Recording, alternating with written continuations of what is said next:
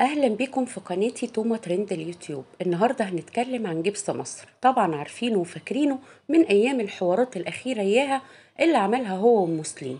اتفاجئنا على الانستا لقينا جبس مصر بينزل فيديوهات قديمه ليه هو واصاله في الحوار اللي اتعمل القديم، الفيلم بتاع جوازه من اصاله وخيانته للمسلم. يا ترى الفيديوهات دي ليه بينزلها جبس مصر؟ بينزلها استفزاز للمتابع، ولا جس نبض، ولا ناوي يرجع تاني بحوار جديد هو وأصالة؟ الله أعلم. والغريب أو مش غريب، هو طبيعي، مفيش حاجة بتتنسي على اليوتيوب. كل كومنتات الناس أو 3/4 كومنتات الناس كانت سلبية جدا، وكان فيها هجوم غير طبيعي عليه.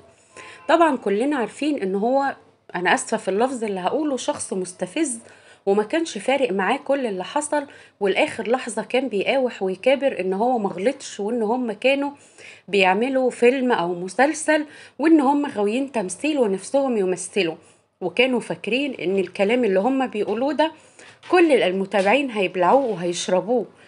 في متابعين صدقوا، لان في متابعين بيبقوا مغيبين، ومن حبهم في منشئ المحتوى بيبقوا حافظين مش فاهمين وما بيفكروش. ولكن في ناس تانية كانت واعية للموضوع وللترند اللي حصل، أنا أسفة في الكلمة، للخيبة اللي اتعملت للرقص بالشيشة وهي لابسة حجاب، واللبس الضيق الشفاف. وهو الفيلم اللي عمله هو مسلم إن كان فيه خيانة ومش خيانة، وفيلم المسلم والعياط والتنطيط، وفي الآخر طلع كل ده بالاتفاق. فيا ترى الفيديوهات دي تنويه عن إن هو راجع تاني هو وأصالة بفيلم جديد، ولا استفزاز للمتابع زي ما قلنا، ولا بيجس النبض، بيشوف المتابعين هيكون رأيهم ايه لو هو رجع تاني بأصالة او رجع بفيلم جديد لأصالة؟ الله أعلم، لسه مش عارفين، بس أكيد الأيام اللي جاية هيبان. المشكلة إن منشئ المحتوى لما بيلاقي مجموعة من المتابعين مصدقينه بيتمادى، زي ناس كتير جدا على الساحة بدون ذكر أسماء هنجيلهم في فيديوهات تانية. لما بيلاقوا جزء من المتابعين مصدقين اللي هو بيعمله وفرحانين بيه وعمالين هي برافو هي شاطر، ايوه احنا كنا عارفين بس احنا حابين، ده بيشجع منشئ المحتوى انه يستمر في الخداع وفي التمثيل وفي اللعب بدماغ المتابع، وان كل حاجة هيعملها هيطلع يقول ها ايه رأيكم احنا كنا بنعمل فيكم مقلب، ها ايه رأيكم احنا كنا بنمثل، اصل احنا غاويين نمثل.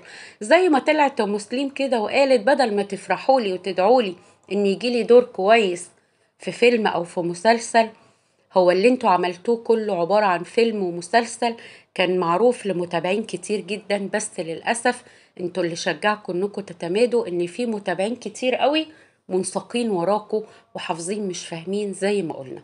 فاحنا مستنيين الجديد من ورا جبس مصر، لان جبس مصر دماغه مش سهلة وما بييأس، ودينا في انتظار الجديد. وده كان الخبر بتاعنا النهاردة.